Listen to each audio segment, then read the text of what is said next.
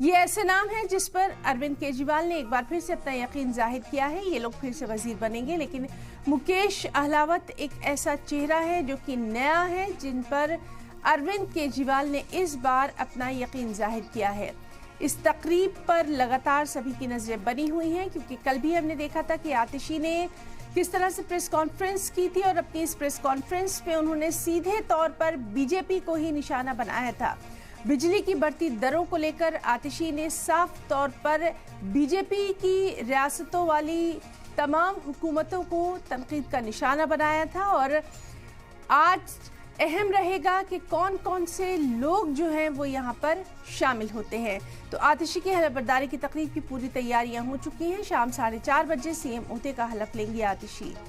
इस मौके पर अरविंद केजरीवाल समेत कई अहम लीडरान भी मौजूद रहेंगे और कई अहम नाम गोपाल राय, कैलाश गहलोत, सौरभ भारद्वाज, इमरान हुसैन, ये ऐसे नाम हैं जो कि फिर से वजीर बनेंगे।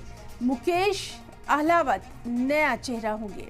तो आज दिल्ली वालों को अपना नया सीएम मिल जाएगा।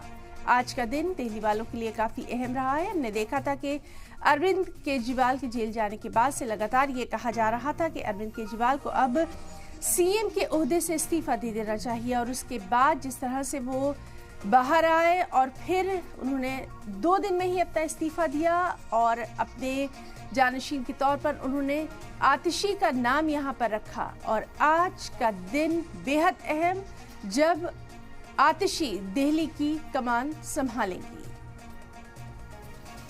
तो दिल्ली की सीएम के तौर पर आतिशी की आज से एक नई पारी शुरू होगी। उनकी हलफबरदारी की तमाम तैयारियां जो है वो पूरी हो चुकी हैं। शाम 4:30 बजे सीएम ओहदे का हलफ लेंगे आतिशी। इस मौके पर अरविंद केजरीवाल तो मौजूद रहेंगे ही, उनके साथ कई और अहम लीडर भी मौजूद रहेंगे।